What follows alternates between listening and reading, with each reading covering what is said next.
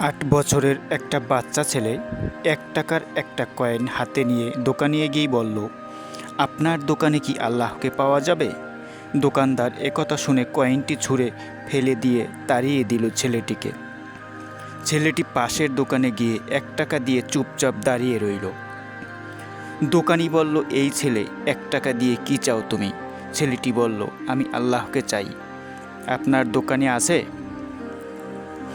দ্বিতীয় দোকানদারও তাড়িয়ে দিল, কিন্তু অবুঝ ছেলেটি হাল ছাড়ল না।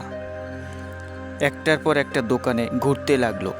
ঘুরতে ঘুরতে ৪০টা দোকান ঘোরার পর এক বয়স্ক দোকানদার জিজ্ঞেস করলো, তুমি আল্লাহকে কিনতে চাও কেন? কি করবে আল্লাহকে দিয়ে? এই প্রথম কোনো দোকানদারের মুখে এরকম প্রশ্ন শুনে ছেলেটির চোখে মুখে আশার আলো ফুটে উঠল। নিশ্চয়ই এই দোকানে আল্লাহকে পাওয়া যাবে। হতচকিত কণ্ঠে উত্তর দিল, আমার তো বাবা নেই, এই দুনিয়াতে আমার মা ছাড়া আর কেউ নেই। আমার মা সারাদিন কাজ করে আমার জন্য খাবার নিয়ে আসে। আমার মা এখন হাসপাতালে, মা মরে গেলে আমি খাবো কি? ডাক্তার বলেছে একমাত্র আল্লাহই পারে আমার মাকে বাঁচাতে। আপনার দোকানে কি আল্লাহকে পাওয়া যাবে? লোকটি বলল, হ্যাঁ পাওয়া যাবে। কত টাকা আছে তোমার কাছে? ছেলেটি বলল, মাত্র ১ টাকা। তিনি বললেন, সমস্যা নেই, ১ টাকাতেই আল্লাহকে পাওয়া যাবে। দোকানদার বাচ্চাটির কাছ থেকে ১ টাকা নিয়ে খুঁজে দেখল ১ টাকায় ১ গ্লাস পানি ছাড়া বিক্রি করার মতো কিছুই নেই। তাই ছেলেটিকে ফিল্টার থেকে ১ গ্লাস পানি ধরিয়ে দিয়ে বলল, এই পানিটা খাওয়ালেই তোমার মা সুস্থ হয়ে যাবে। পরের দিন একদল মেডিকেল স্পেশালিস্ট ঢুকলো সেই হাসপাতালে। ছেলেটির মায়ের অপারেশন হলো। খুব দ্রুতই তিনি সুস্থ হয়ে উঠলেন। ডিসচার্জের কাগজে হাসপাতালের বিল দেখে মহিলার অজ্ঞান হবার মতো অবস্থা। ডাক্তার ওনাকে আশ্বস্ত করে বলল, টেনশনের কিছু নেই। একজন বয়স্ক ভদ্রলোক আপনার সব বিল পরিশোধ করে দিয়েছেন, সাথে একটা চিঠি দিয়েছেন। মহিলাটি চিঠি খুলে পড়ল। তাতে দেখল লেখা, আমাকে ধন্যবাদ দেওয়ার কোনো প্রয়োজন নেই, আপনাকে তো বাঁচিয়েছেন স্বয়ং আল্লাহ।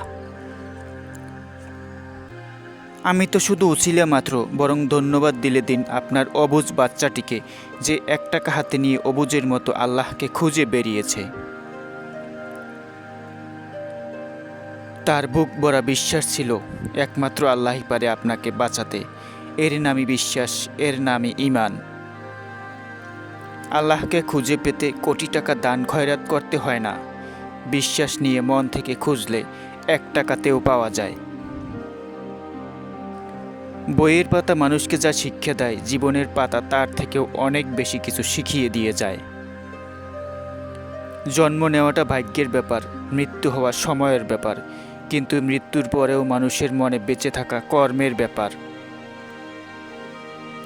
শিক্ষিত হয়ে যদি ঠিককে ঠিক ভুলকে ভুল বলার সাহস না থাকে, তবে আপনি সমাজের বোঝা ছাড়া আর কিছুই নন। আপনার সমস্ত শিক্ষা মিথ্যা মাত্র। কাউকে দুঃখ দিয়ে বেঁচে থাকার চেয়ে দুঃখ নিয়ে বেঁচে থাকা অনেক উত্তম, কারণ নিজের কষ্টের জন্য কারো কাছে জবাবদিহি করতে হয় না, কিন্তু অন্যকে কষ্ট দিলে জীবনভর তার অভিশাপ মাথায় নিয়ে চলতে হয়। পৃথিবীর সবচেয়ে পুরাতন যন্ত্রের নাম ষড়যন্ত্র, যা যুগের পর যুগ সার্ভিসিং ছাড়াই চলে। ১ কেজি সোনার মূল্য লক্ষ টাকা মাত্র, ১ কেজি সাপের বিষের মূল্য ৪ কোটি টাকা। ফ্যাক্ট হলো, এই সমাজে ভালো মানুষের চেয়ে বিষাক্ত মানুষের দাম অনেক বেশি। মন খারাপ, খুব অসহায় লাগছে, তবে কথাগুলো মিলিয়ে নিন, দেখুন তো সত্যি কিনা। মাথার উপর আপনার ছাদ আছে, শরীরে কাপড় আছে, দুবেলা খেতে পান, আর রাতে ঘুমানোর মতো জায়গা থাকলে বুঝবেন গোটা পৃথিবীর ৭৫% লোকের চেয়ে আপনি ধনী। পকেটে যদি কিছু টাকা থাকে, আপনি আপনার পছন্দ মতো কিছু কিনতে পারবেন, যেখানে খুশি যেতে পারবেন। তবে জানবেন, গোটা পৃথিবীর ২০% বৃত্তশালীদের মধ্যে আপনি একজন।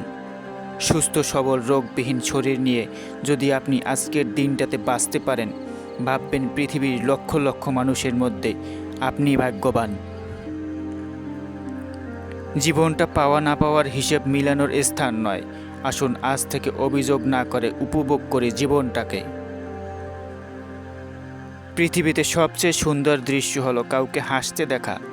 তার চেয়ে ভালো লাগবে যদি আমি জানতে পারি আমার কারণেই একজন মানুষের মুখে হাসি ফুটেছে।